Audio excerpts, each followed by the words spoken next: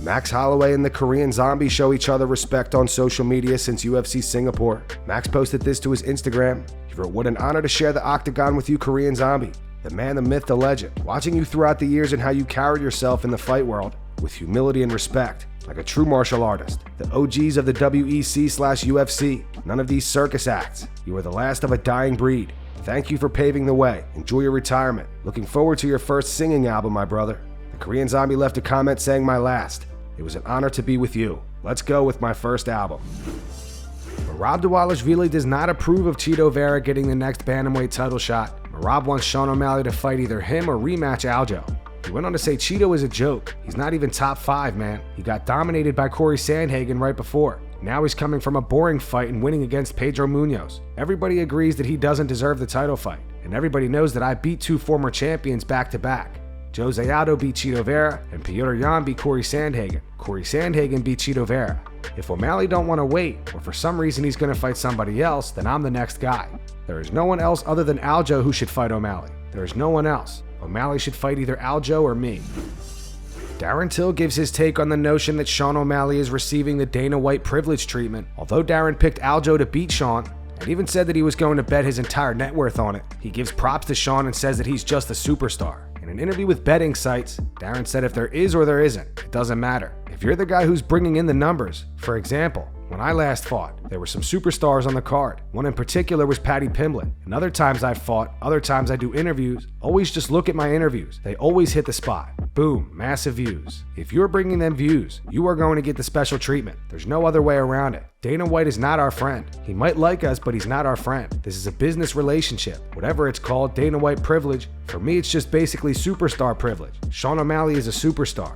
Sean O'Malley's coach tweeted at me after the fight saying, "How do you feel now?" I tweeted back at him saying I feel like a sucker. Right's right and wrong is wrong. And I was completely wrong. I thought Aljo was going to dominate Sean O'Malley. Sean O'Malley proved me and a lot of people wrong. He's the legitimate champ, and he's a fucking very good champ. Do I like his style outside of the octagon? No, with all the hair and smoking all the time and stuff like that. But who am I to say anything? He's the bantamweight champion of the world, and I congratulate him on all his success. On if Sean is as big as Conor McGregor, Darren said no. No one's going to be a bigger name than Conor. Forget about that.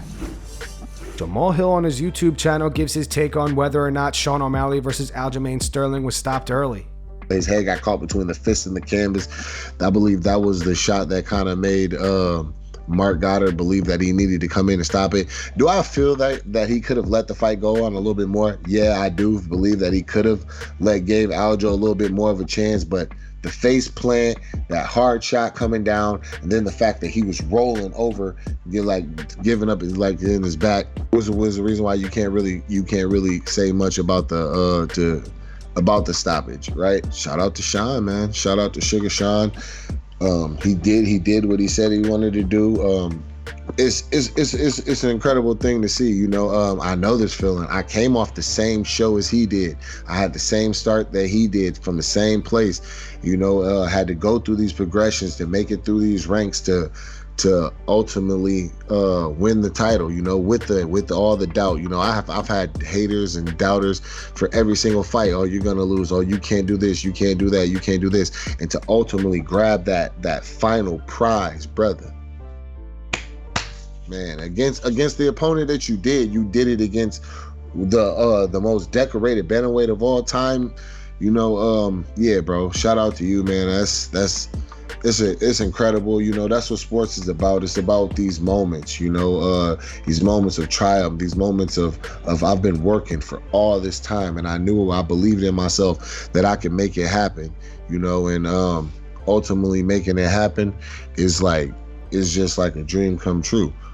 Yeah, bro, it's crazy, bro. Yeah, I get in a feeling because, you know, it takes me back and reminds me of what I experienced earlier this year, you know, and it's great to see somebody else come in the way that I did and, you know, have that moment as well, you know, man. And it's like, yeah, bro, I can't say it enough, you know. And this is just inspiration, you know. We got the Dana White Contender Series going on now, and now y'all seeing if you work, you come in here and, you know what I mean, own your spot, bro.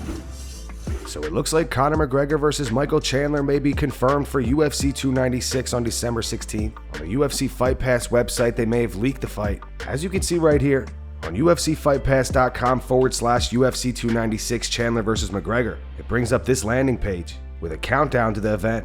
Conor McGregor took a screenshot of this and reposted it to his Twitter. Aljamain Sterling believes that if him and Sean O'Malley fought to the death, he'd bet his house that he would win. Tough times, really, they don't last, man. Like, it may feel like an eternity, like things may never get better. I feel if you just stay the course, you do realize that at some point, there is a light at the end of the tunnel. It's like you keep putting one foot in front of the other and just keep on going. And that's the hardest part, just staying mentally tough enough to where you could block out all the doubt and the negativity just to continue. So I wasn't making anything up, trying to play a character when I was doing a press conference. That's truly how I feel. It's like Sean's chasing a dream, just like everybody else. So I'm actually happy for the guy. Did I think that he would have beat me if I had to bet my life on it? Like if it was life or death, I would have bet the house that I'm walking out of there, the person with their vitals still intact. But that's just the game at the highest level, man, you know? So happy for him that he actually got an opportunity to fight for the belt. He might not have been the most qualified based on resume, but I always said it beforehand, and I'm saying it even after, and like after the fact. Dude, he's good at what he does. The kid's a good fighter.